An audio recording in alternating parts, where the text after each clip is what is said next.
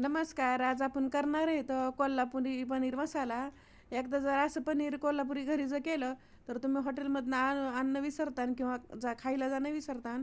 ते झटकीपट तयार होतं आणि बेसिक साहित्यामध्ये एक सिक्रेट मसाला वापरून करणार आहे. तर रेसिपीला सुरुवात करू. एक मिक्सरचं भांडं घेतलेलं आहे, त्यामध्ये 2 कांदे टाकायचे आणि 2 टोमॅटो टाकायचे. जेवढा कांदा घेतला तेवढा टोमॅटो टाकायचे, 10 ते 12 लसणाच्या कळ्या आणि 1 इंच आलं टाकायचं. त्यामध्ये 2 चमचे मगज बी टाकलेलं आहे आणि 5 ते 6 काजू टाकायचे. तुम्ही पूर्णपणे मगज बी किंवा पूर्णपणे काजू वापरलं तरी चालतं आहे. आता हे पाणी न टाकता मिक्सरमधनं एकदम बारीक अशी प्युरी करून घ्यायची. पाणी अजिबात वापरायचं नाही आहे, कारण टमॅटोमध्ये कांद्यामध्ये पाणी राहतं आहे. असं चांगली बारीक प्युरी करून घेतलेली. एखादा पॅन घेतलेला आहे, त्यामध्ये मोठे 3 चमचे तेल टाकायचं. तेल जास्त वापरायचं थोडंसं आणि त्यामध्ये जी मसाला बारीक करून घेतलेला आहे ती टाकून घ्यायचा आणि बारीक गॅसवरतीच असं ते चांगलं परतून घ्यायचं. हे असं चांगलं 3 ते 4 मिनटासाठी परतून घेतलं की त्यावर झाकण ठेवायचं आणि 3 मिनटाची वाफ देऊन घ्यायची. बघा चांगला मसाला परतून झाला आहे.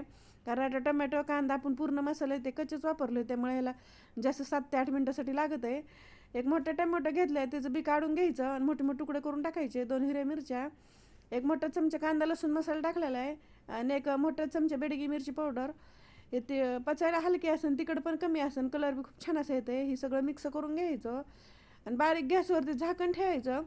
3 ते 4 मिनटाची वाफ काढून घ्यायची. मग टमाटा झालेला आहे आणि मसाले पण चांगले परतून झाले आहेत. त्यामध्ये पाणी टाकून घेणार आहे, गरम पाणी टाकलेलं आहे.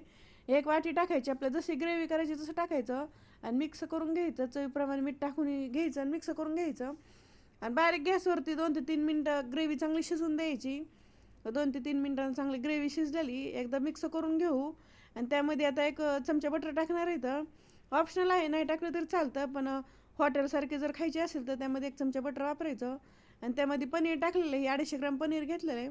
असे मोठे मोठेच पीस करून टाकायचे. त्यामध्ये पनीर टाकलं की मिक्स करून घ्यायचं आणि 2 मिनटंच वाफ काढून घ्यायची झाकण ठेवून. जास्त शिजवायचं नाही पनीर. 2 मिनटं पनीर शिजलेलं आहे. सगळं छान असं पनीर झालेलं आहे. आता एकदा मिक्स करून घ्यायचं ह्याला पण आणि त्यामध्ये आता मॅगी मसाला टाकणार आहे. तर बाकीचे जास्त कोणतेही मसाले वापरायची गरज नाही. मॅगी मसाला जर टाकला तर गरम मसाला किंवा जिरा पावडर असं कोणतं वापरायचं नाही. 1 मॅगी मसालाचं पाऊच टाकलेलं आहे, ते टाकलं की चांगलं मिक्स करून घ्यायचं आणि मॅगी मसाला टाकलं की 2च मिनटासाठी बारीक गॅसवरती वाफलून घ्यायचं. जास्त वेळ ठेवायचं नाही मॅगी मसाला टाकल्यावर. छान अशी पनीर कोल्हापुरी झालेलं आहे. कलर किती छान आलेला आहे आणि जशी आपल्या ग्रेव्ही पाहिजे तशी करता येते. एकदा मिक्स करून घेऊ.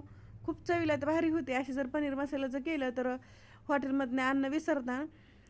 की छान अशी भाजी तयार झालेली आणि कलर खूप छान असा आलेला आहे. आणि अशी जर भाजी एकदा केली तर हमेशा असंच करून खातान. रोटी नान किंवा चपातीसोबत त्यासोबत खाली तर चवीला खूप छान असं होतं आहे.